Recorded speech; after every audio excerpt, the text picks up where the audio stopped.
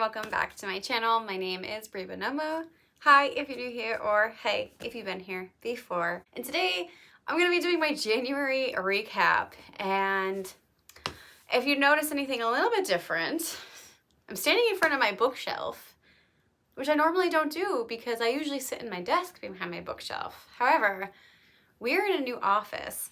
And if you've been following me on social media in any capacity, whether it's been on my community tab on YouTube or really my Instagram, I had to rechange my office in my house because we had some major plumbing and pipe issues this past month. So I'm gonna get the elephant out of the room and say I have a new setup. I'm trying this out for my recaps and maybe my sit down videos of being on the floor, but we'll see. I might change it up. I have a lot of space in this room now. So without further ado, I'm gonna jump into my January recap, which are the books I read, the things I wrote, and some personal life details.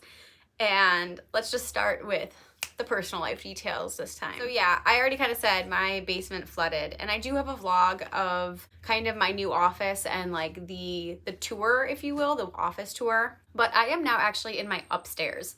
So my house is pretty big, I guess I could say, is that we have an upstairs, a downstairs, and a basement. And the basement is partially finished, but the most of it is finished. And my basement had my office in it originally, where you guys are used to seeing my big blue chair and all my bookshelves. Long story short, my office flooded because a sewer pipe burst.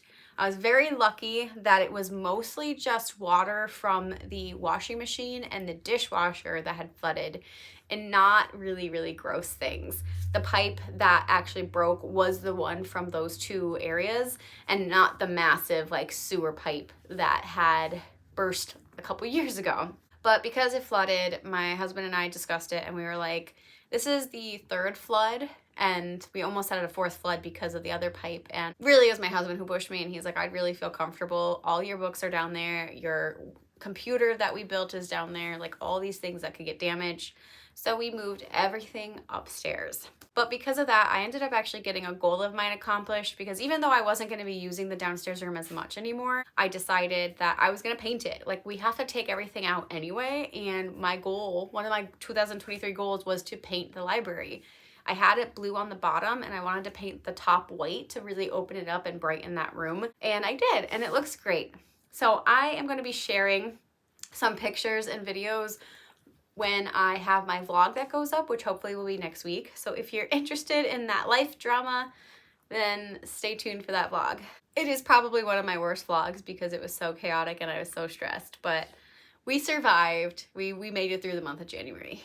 Otherwise, in the month of January, as far as personal life goes, I had a belated Friendsgiving. My friend group, we always do Friendsgiving / late as fuckmas, as we call it, after the holidays, because trying to get together with all of us in between the chaos of Thanksgiving and Christmas is hard, and we always like to do it. So we always do it in January, which tends to work out really good because not a ton of things go on in January. And I ended up getting an energy crystal healing massage. It was a deep tissue massage, and I got cupping for the first time, and man, that like jettisoned me into a new universe. It was the best massage I've honestly ever had, and I'm gonna have to go back for another one because after all that chaos, I had even more stress pile onto me, and I'm gonna need a second dose. So I was glad that I went and experienced it, but it's definitely, it was a really good weekend overall, like between the massage and getting together with my friends. And then my other friend came up. She visited her family that weekend, and we went to breakfast, and it was just really good. Overall, like, despite having all this madness, I was able to have some good times. In addition to the Friendsgiving, I also went to a Viking themed dinner, and that was really cool. There wasn't really pictures to take of like the setup, but I did take some pictures of the food. And I also had a tea party with my family. I have lots of tea, and I was really happy to have everybody. The last time I had a tea party was before my great aunt died.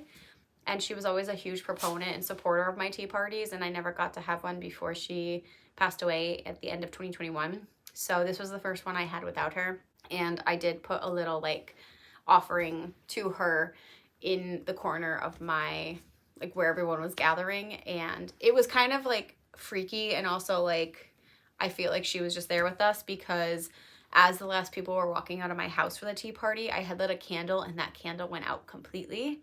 and I was watching the candle wax in a picture, and I didn't realize this. I'll put the picture up. And the candle wax had dripped onto the teacup, but nowhere else. And there was quite a lot of wax on the teacup, so it was really crazy. But I just felt like I was getting really emotional when I was like, thank you guys all, and you know, and I would love my aunt to be here too. And yeah, it was more emotional than I think I expected to get, but it was just a really nice time. I had a lot of people show up, and it was good. We had good food, and we ate a lot that day.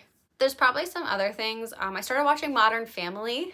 I've never watched it before, so me and my husband have started it together, and neither of us had watched it, and I'm surprisingly loving it. I didn't think I was gonna like it, but it's so funny, and I'm enjoying myself, and I like doing that with my husband. And then as far as movies go, I think the only one, because it's been so chaotic, I spent most of my month just moving things, trying to get rid of stuff, buying new things, cleaning, painting. Like, that was the majority of my month. So we only ended up watching one movie in January, and that would be Infinity Pool. And I had to think about that name because it doesn't really, the title doesn't mean anything. It's just really strange. It was one of the weirdest movies I've ever watched. I don't think I like it. I feel like there's trying to be a point, and I think I know where the point is gonna be, but like it's like a question of morality and like, if you can, will you? But it was just weird. There were like a lot of scenes where I was just like, I don't understand why this is in here. This doesn't add anything. It's very strange. I didn't like it. It felt like I wasted my money, and I'm happy my husband paid for the ticket because he was like, well, it was okay. And I was like, no, this was terrible. I hated it. So I do not recommend that movie.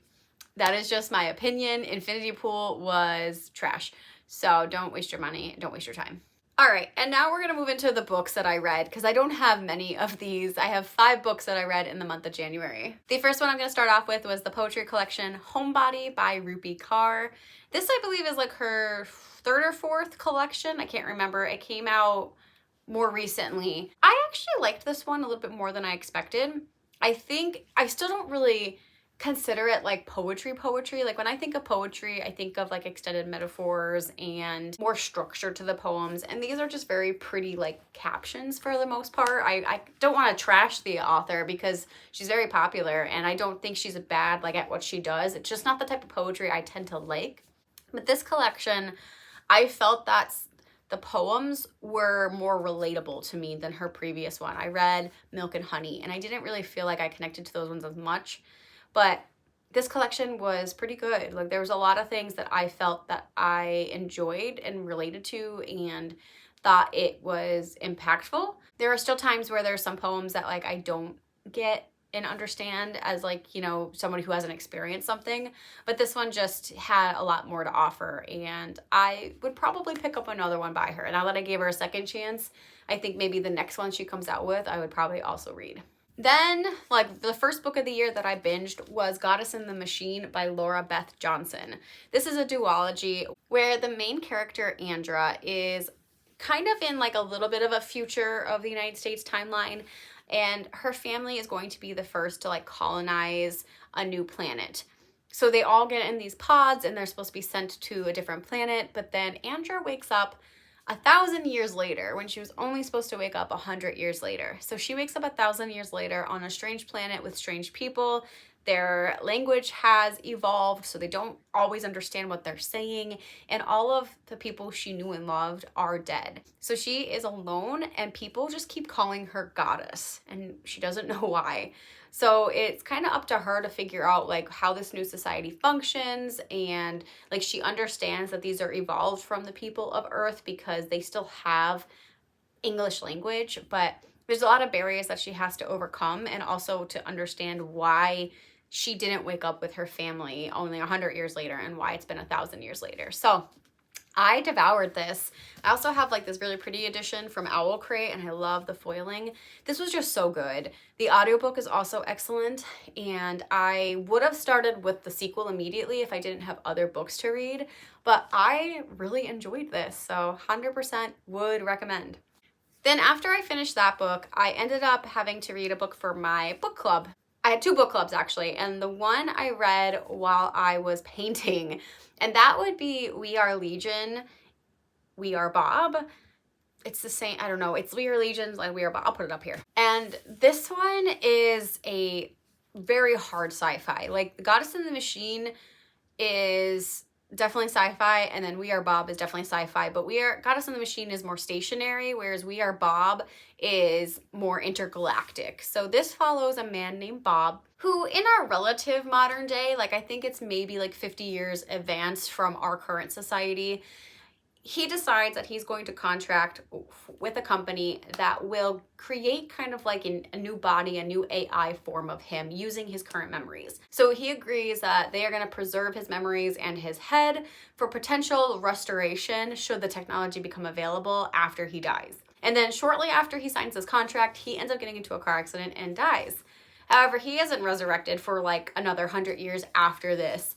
And he finds out that these types of contracts were considered immoral because a new kind of like fundamental Christian government, a faithocracy, had taken over, and they deemed that these types of individuals were no longer human and it was immoral. So because they also needed help with things, they would become indentured servants. So Bob ends up becoming an indentured servant to the government in order to try to be tested and see if his AI will hold strong. And then should it hold strong, which it does, he gets a bunch of clones of himself and they get sent out into the universe to try to figure out, is there habitable planets? Are there other intelligent life out there?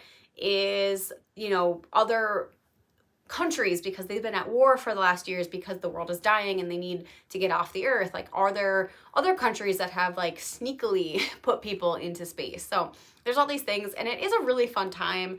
Again, excellent audiobook. It is Audible exclusive, but it's such a good time. So I highly recommend reading this by Audible if you can. It was recommended by someone else in my book club, and I don't think this would have been on my radar if it wasn't recommended. And then in a similar vein, because I was binging audiobooks while I was cleaning my house, I decided to do The Wrath in the Dawn by Renee Ahdieh. This book pretty much was chosen because I was like going through the thousands of books that I owned. I mean, maybe not thousands, it's hundreds. It's probably about 1,000 books that I own physically. And it was a lot of effort trying to move all of these and find room. I still don't have all my books in this office. It's a lot. I have books everywhere in my house right now, and they're put away, but they're just popping up like daisies. Anyway, I was like, I need to find books that maybe I can get rid of because I've been hoarding a lot of them. I've had some books for many years. Like, I think I've had this one since like 2017 or 2018. It's a little bit of an older YA book. And I was like, okay, I've always wanted to read this. I'm just going to listen to the audiobook, and it was available on Libby. So I was like, let's try it out. And I was like, oh, maybe I'll get rid of it because I will hate it. Well, sure enough, I ended up really liking this book. I love the subtle like nods to kind of like the stories of 1001 Nights. I love the retelling. I love the enemies to lovers. Like, it's the trope where the person comes to kill the royal prince and they end up falling in love, and I love that so much. And I also this is a duology, so I haven't finished it yet because, again, I had to read another book. But I like that in this one, there's potential to be a love triangle, but Renee Ahdieh doesn't quite go into that. And there's good reason. Like, there's reason why the main character has some hesitation when her childhood lover comes back. But she kind of like also realizes that they're becoming two different people, and it doesn't end up kind of being this messy triangle. However, there's a pretty strong cliffhanger at the end of this, and I'm curious to see if that's going to change, and I hope if it does change, it's going to be smooth like it was in this book. So overall, I thought I was going to get rid of this one. I'm not. I really liked it, so we're going to continue this one in the coming weeks. And then lastly, I read The Witch's Heart, which is the story of Angrboda, who in Norse mythology is a wife of Loki. So this one is not a retelling. It is just the straight story of Angrboda, told in more of a modern perspective, but it is pretty much like you get a little bit of things added. Like, you get some banter between Angrboda and Loki. You get to know her feelings on things. It's trying to be a Cersei, and I really loved Cersei, and I really did enjoy this one too. But I also wonder, after talking about this in my book club, if I liked the story because I knew the story. There really isn't much different added to this other than some of those smaller elements. And you really pretty much get a straight telling of Angrboda from her revival when she was burned alive and brought back to life to when Loki gave her her heart, and her entire journey of birthing his strange and unusual children, her trying to figure out her magic, and eventually leading to Ragnarok. So if you're not familiar with all of that, then this book might be confusing because I do think it lacks a lot of world building. It is really just trying to capitalize on the Norse mythology. And if you only know your Norse mythology from Marvel, then that's completely different. And this is going to be weird and you don't really get a sense of what's happening. I wouldn't give it a full 5 stars for that reason, even though I liked it and it was fine for me. I really liked visiting the Norse mythology. I can understand why a lot of my colleagues reading this were like, we had no idea what was going on. This was kind of boring.